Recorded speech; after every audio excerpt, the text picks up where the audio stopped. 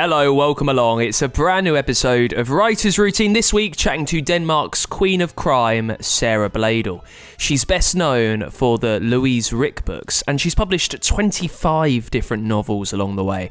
We talk about how much she thinks of an international audience when she's writing in Danish, how much do things need to be changed. Also, talking about change, how much her routine has changed over the course of all those books. And you can hear what her son thinks about her murdering people when he gets home. He just needed to look at me and then he said, "Mom, did you kill someone today?" Because I'm so, of course, yes, if I had a day where I've killed someone, then it has an effect on me.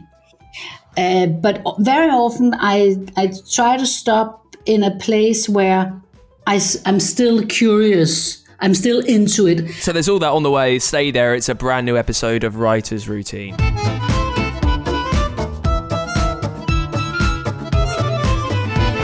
Yes, welcome along to the show. My name's Dan Simpson. Thank you for being there. This is Writer's Routine, where we take a look inside the working day of the most successful authors around.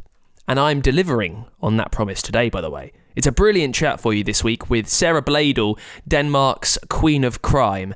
Now, Sara has published 25 different books.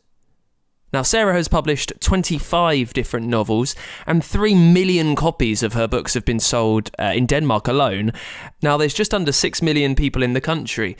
I can't imagine it's as cut and dry as every other person has got a Sara Blaedel book, but I'm sure it's not far off either. Now, Sara is known for her research process, which is unparalleled, and we talk about that, about how she decides what story is coming next and what she needs to research and who she needs to chat to. Also, how thorough and merciless she can be with the killings in her stories. We chat about Scandi Noir and how much she thinks about a foreign audience when she's writing and maybe what needs to be altered. Now, the new novel is called A Harmless Lie.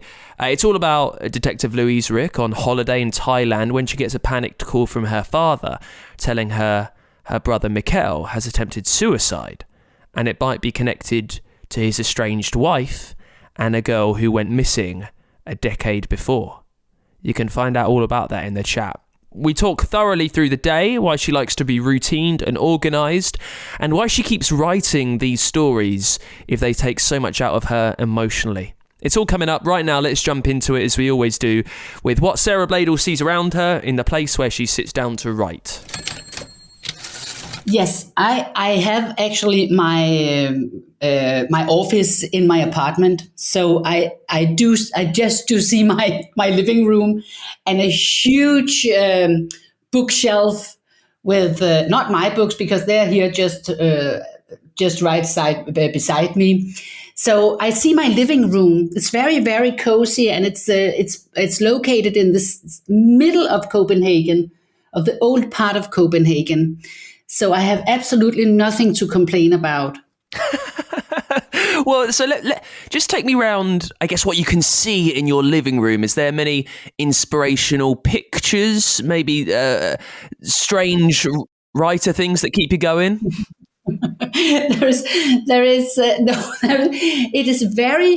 It is very cozy because, you know, Denmark is well known for the hygge.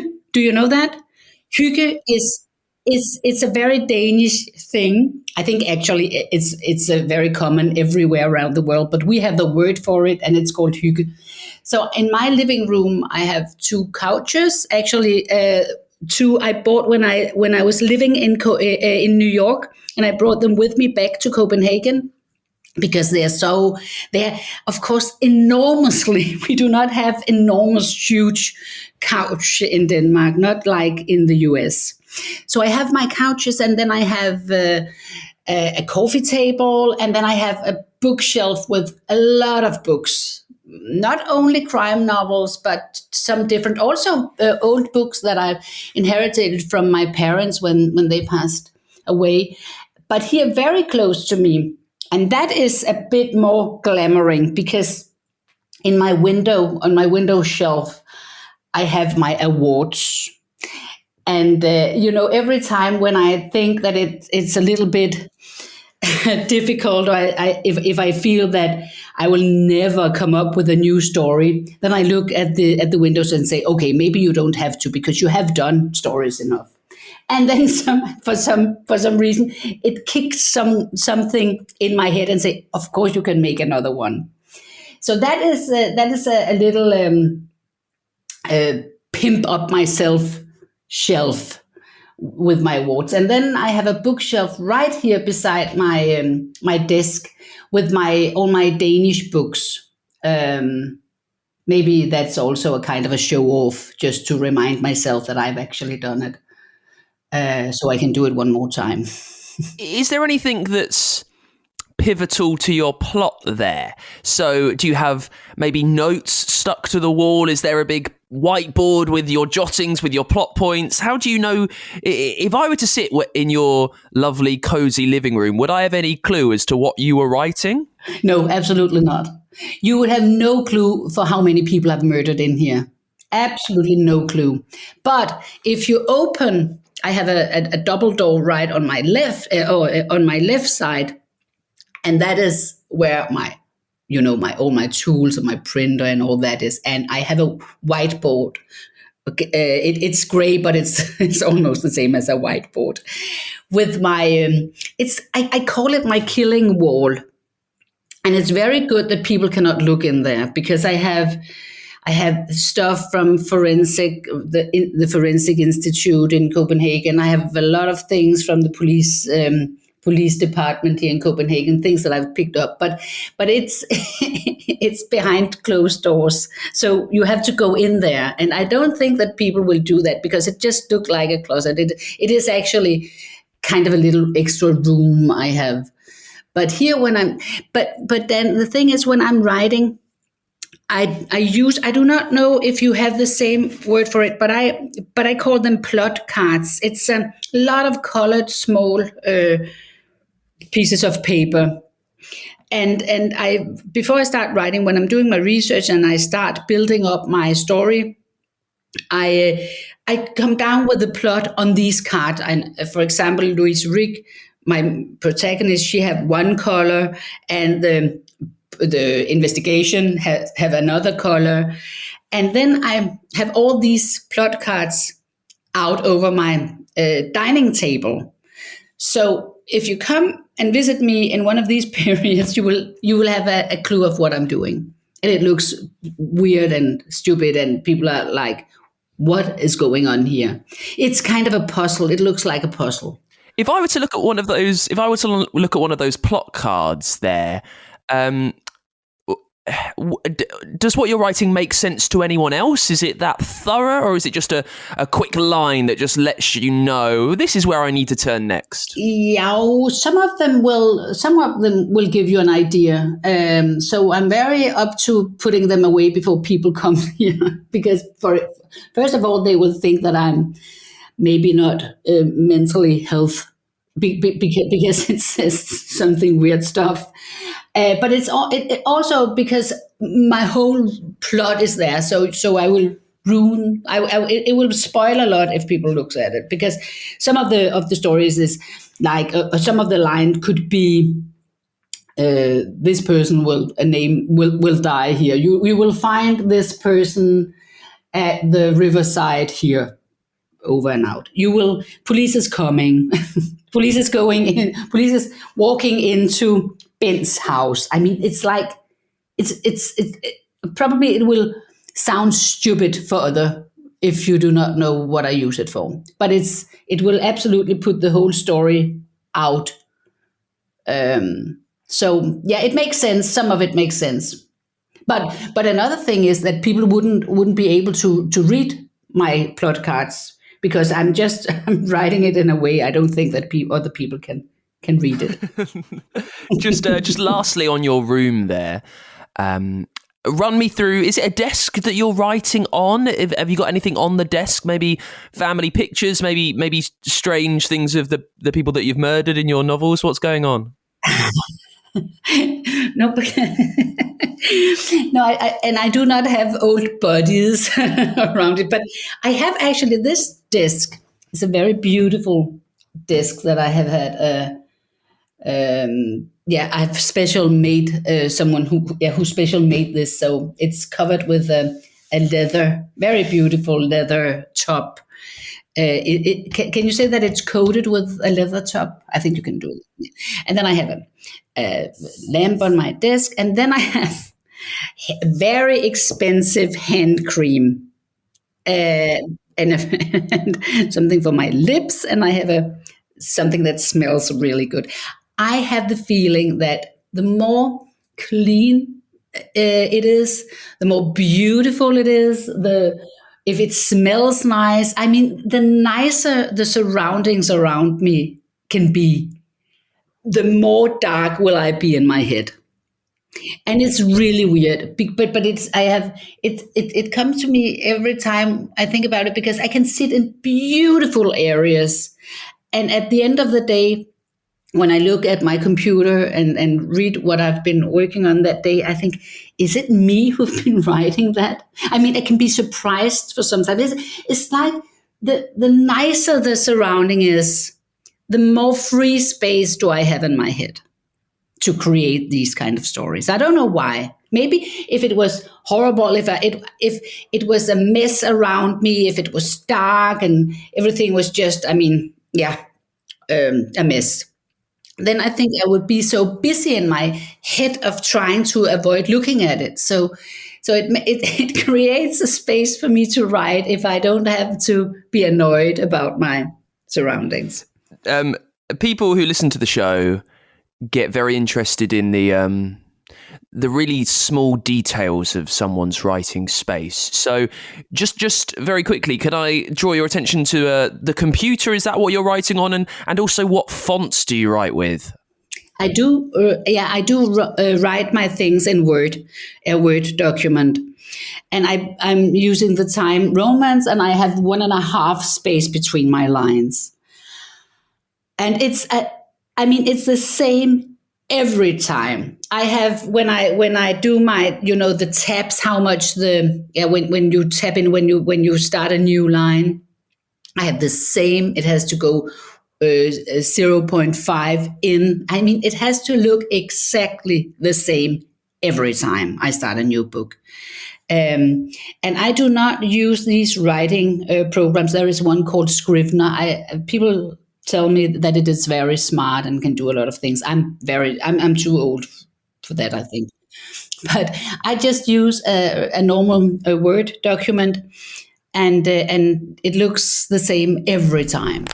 We have some letters in our alphabet that you do not have. Yeah, for example, my name, it's with an A, and in the US it's with an A and an E instead. So I think that if the name is too weird, or if you will be too unfamiliar with it, it could be a problem. But to be totally honest, I do not think about it now. I try to put it away again. I had a period where I was thinking about it, but then I think, okay, when my books is coming out in Korea, for example, I mean, everything will be weird for them because the story is set in Denmark. So I decided to be faithful to my own language and my own country, and think that might be the reason that people hopefully enjoy the story, because it's set in another area.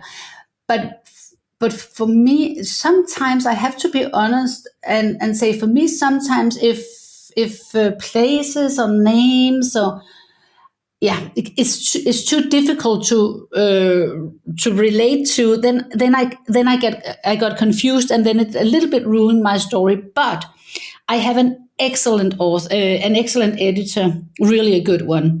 And she's, if things seems to be too weird, or if Danish seems to be too weird, she will come up with a solution. But I think that is also one of the things that makes the book, hopefully it makes them interesting, because it gives you an idea of how it is in Denmark, what the names are coming up with, and what the areas is called. So if I have the feeling that it will be very confusing for my readers, then I try to find something that is not too Danish. But I mean, it's not like we have a lot of names that you can relate to, so it's not a big problem. Now, the show is Writer's Routine. So tell me about yours, if you can. The moment you wake up to the moment you go to bed on a day when you are working, when you are writing, how does the whole thing look there? It looks like also very often the same, because I like that it is the same. When I'm in the period where I'm writing my first draft, I try to be as much in the same routine as possible. So I'm up around 7 or 8, and then I walk my dog. And after that, I take a walk on an hour or so alone. Not because I'm thinking about what I'm going to write, more to get up on my own own speed, just to have some fresh air and start the day off with a walking trip. Here or in my summer house, very often I'm writing in my summer house. It's on the north shore of Sjælland. It's an hour drive from Copenhagen up north, and my country house is at the ocean, or just out to the ocean. So it's a very beautiful place to start the day. And then I start writing around 10. Then I have some breakfast, and it's also it's very, very boring. It's like two soft-boiled eggs and dark bread. In Denmark we have a sort of bread called rugbrød. It's a dark rye, but it's not like a sandwich bread at all. It's yeah. I don't know how to compare it. Pumpernickel. I know that you have pumpernickel in the US. It's a kind of that. And then I start writing around 10. I'm trying not to get too much involved in the social media before I start writing. I'm trying not to get too involved in the news. It can be a little difficult right now as the time and the situation is.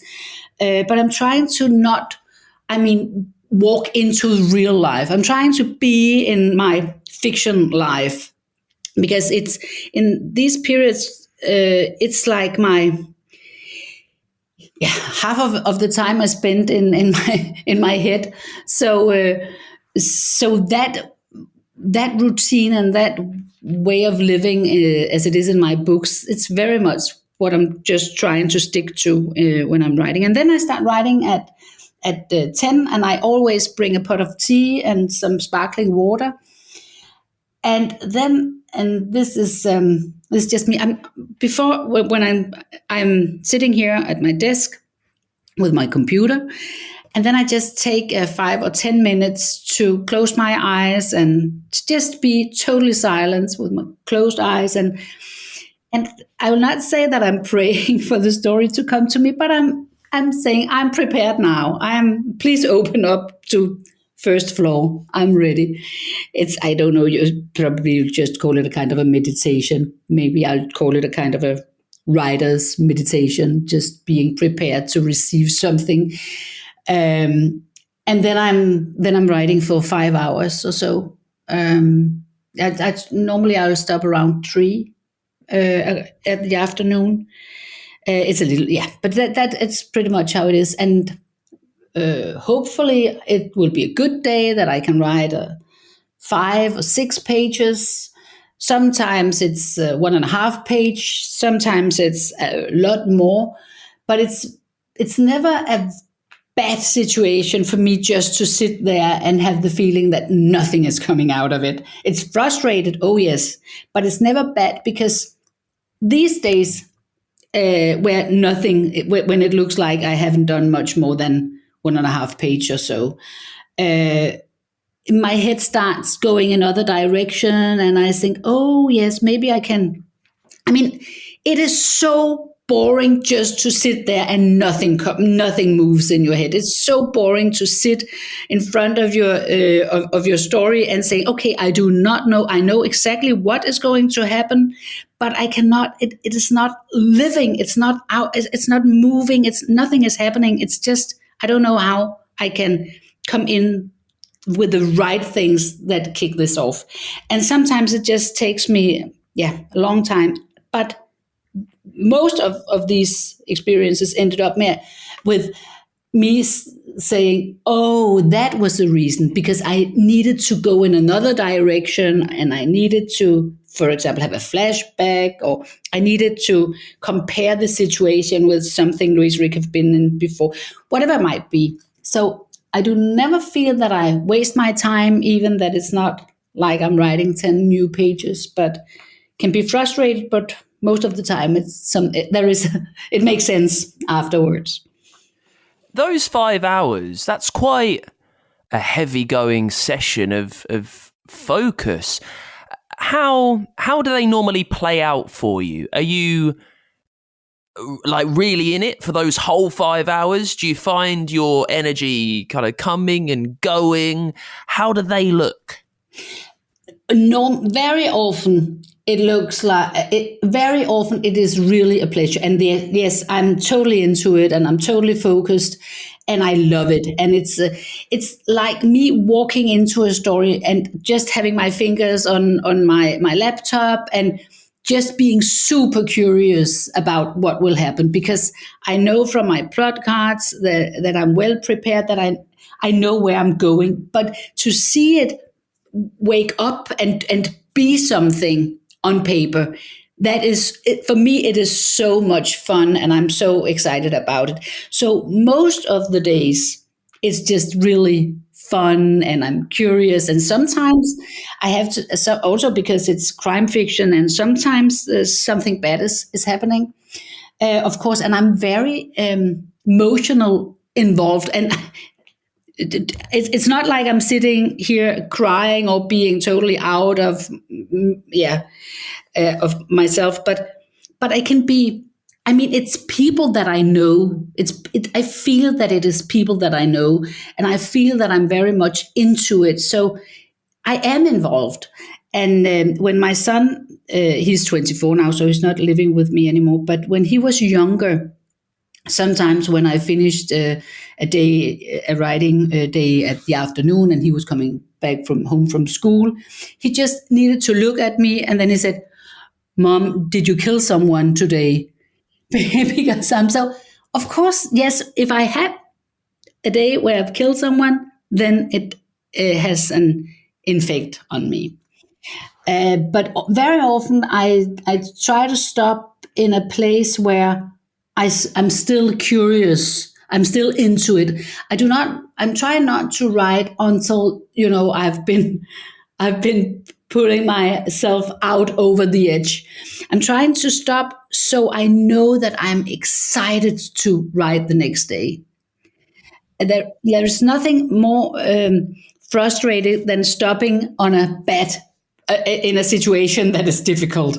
Never stop in a situation that is difficult, because then I can find 10,000 other things to do the next day than write. We'll be back with more from Sara in just a sec. I'm just popping up to remind you, if you're enjoying the show, there's over 220 of them now. If you're enjoying what we're bringing you every week, chats with the best authors around, if you've learned anything along the way that's helped the way that you plan your days, you sort out your ideas to get them down on paper, if we've contributed in any way to helping you out, I'm so happy, and I'd love it if you could support the show at patreon.com/writers routine. Just a couple of dollars a month really helps us keep going. By pledging, by becoming a backer on the Patreon, you not only make sure this podcast lives as long as it can, also there is a way for your book to sponsor the show. You get bonus content, you get merch, and as always, our unending thanks. And it really doesn't cost a lot. Just $1 or so a month really helps us keep going as frequently with the best names as often as we can. We've done 220 now, and I'd love to see that carry on going. With your help, we can make that happen. You can become a backer, pledge to support us at patreon.com/writers routine. So let's get back to it then with Sara Blaedel, Denmark's Queen of Crime.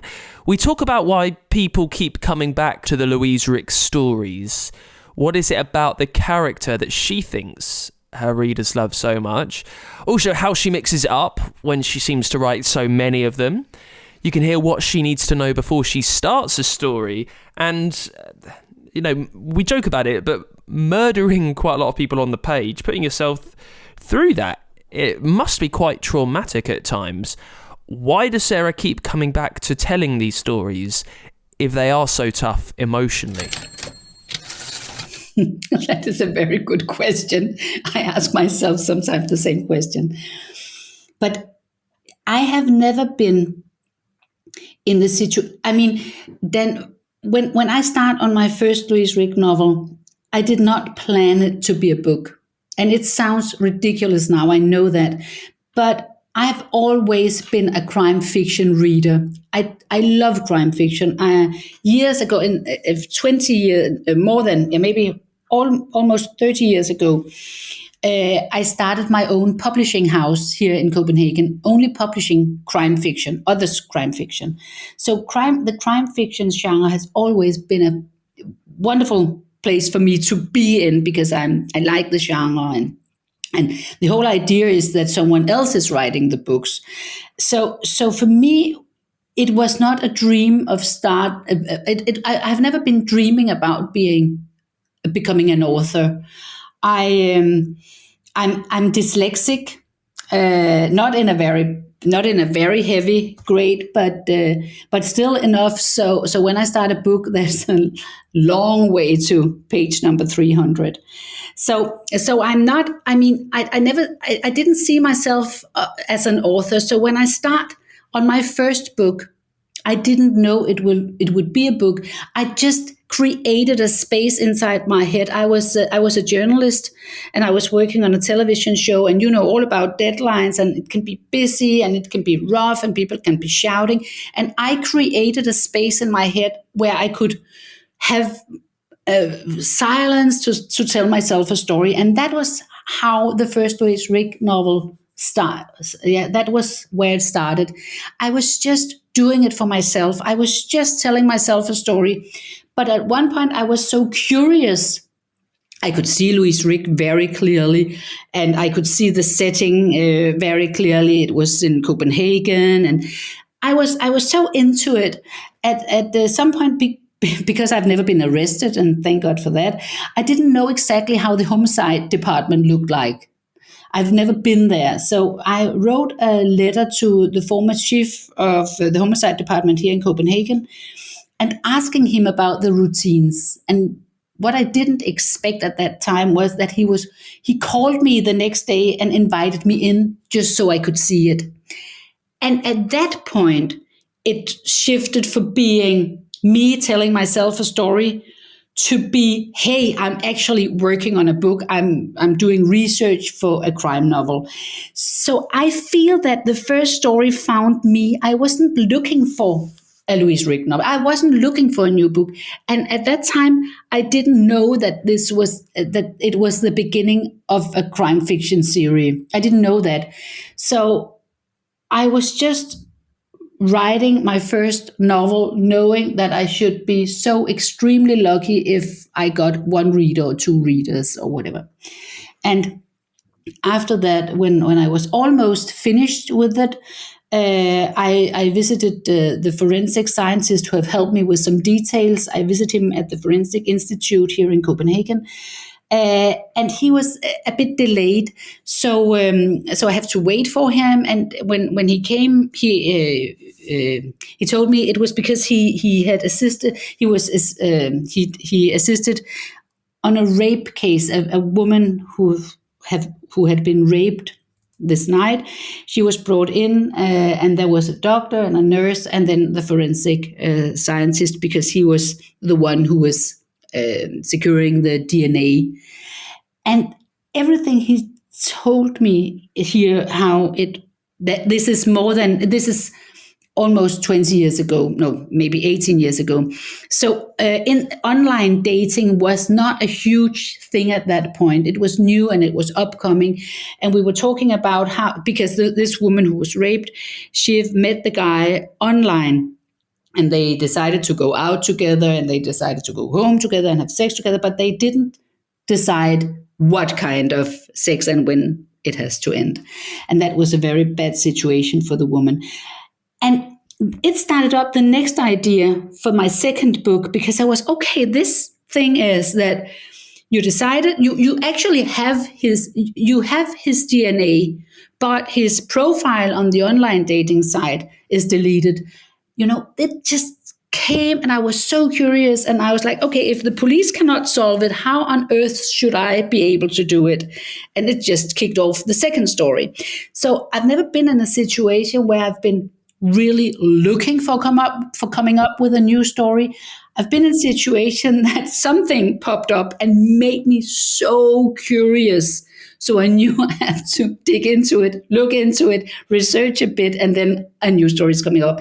So some of my stories where I've been very personal, I mean, my personal feelings been involved, and I was thinking maybe this should be the last one. Then something is popping up and makes me curious, and it happens over and over again. So that is the reason why there still is coming book from my hands. Sorry, that was a very long answer. No, that was fine. Now, I just before we quickly talk about the new novel, I'd like you to be quite, I guess, self-congratulatory. I mean, you are Denmark's queen of crime, and this is it's an area of the world where it's like Scandi Noir is a huge genre, and you have managed to, top the lists for quite a while. Why do you think you've done that? Why have your stories and your books struck a chord with so many readers? I think it's I think most of it is because I have so many loyal readers, and they're not only loyal to me, but they're very loyal to Louise Rick, and they're curious about her and her life, and I'm not very proud to admit, because for me, at the beginning of my when I start being a writer, at the beginning I was very well aware that I write crime fiction. I do not write women's fiction. I mean, there is a fine line between putting private life into the crime fiction and also not do it too much. I mean, being too detailed about picking up your child from kindergarten or going shopping grocery stores and all these kind of things. So I was very aware that I should find a balance. And now I do a lot of research creating my plot, and I do a lot of research to catch the way that the police will solve and investigate a murder case. And to be totally honest, many of my readers are very much more interested in what is going on with Louise Rick, and will she find a man? Will she find whatever? I mean, they feel that they know her. And I think that is one of the reasons that they are so loyal to me. They're curious about her and her life and Camilla Lind's life, and because they are not Louise Rick is not a superwoman. She does not have special skills that makes her very different from us. I mean, me and my friends, and she is just one that you could actually a woman that you could know, because maybe you will know her. I think that is one of the reasons. And maybe it was also, then to be honest, maybe it was because I was one of the first female crime novelists in Denmark that I grabbed them from the beginning. Maybe that's the reason. Now, you've told us about the very first books that you wrote about Louise Rick. The new novel is A Harmless Lie. Just tell us about the first moment that the idea for this story came into your head. Actually, it started years ago in one of my earlier books, The Stolen Angel, I think is the US title. And there is a woman called Mona, and she reacts in a very strong way when people are disappearing. I mean, she is mental vulnerable, and she reacts in a way that is not the reaction you and I have when people are disappearing. I mean, when you read about it in the newspaper. And I was so curious. I know that I created her myself, but that part I was so curious of how did that happen to Mona? What is Mona's background story? And it's 8 years ago. I was just, and this was just for me. I was writing her background story and the whole situation with Mona and where she grew up and where she went to school. And she went on a school trip to Bornholm, and one of the girls from her school class went missing, and she never showed up. And that it had a very very strong impact on Mona and also on some of the other girls. But that story was created 8 years ago. And after my book number 9 with Louise Rick, I put her and the story aside, and I wrote a trilogy actually going on in the US, and I was not totally sure that I would pick up Louise Rick stories again, only if I could come up with the right way to bring her back. And after my stories, my trilogy about Ilka, one evening I was living in New York at that time. One evening I had the feeling, this makes sense. It makes sense to bring Louise Rick back if I bring her back in a way where she is not a policewoman, where she's not investigating anything, where she is in the story as a private person. And then I start. From the very beginning, I was thinking about Mona because I've been so curious to write her story and this school trip to Bornholm. Because in Denmark, we all of us who went to school, we are going on a school trip when we are around 13 years old. Then we go for 4 or 5 days to a place, for example, Bornholm. It's a very small island, very close to Sweden.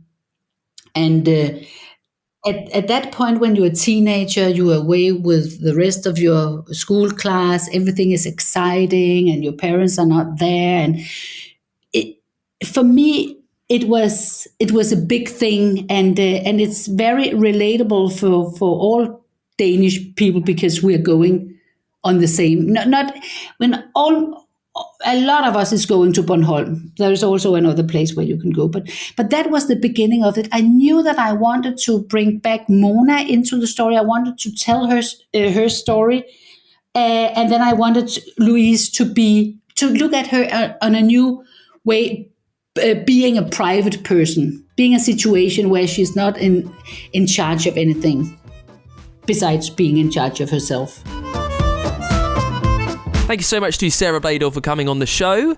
Her new book is A Harmless Lie. Pick up a copy from your local bookshop if you get a chance. In the meantime, you can support us on Patreon, patreon.com/writersroutine. Give us a follow on Twitter, we're at writerspod, and you can get in touch, writersroutine.com.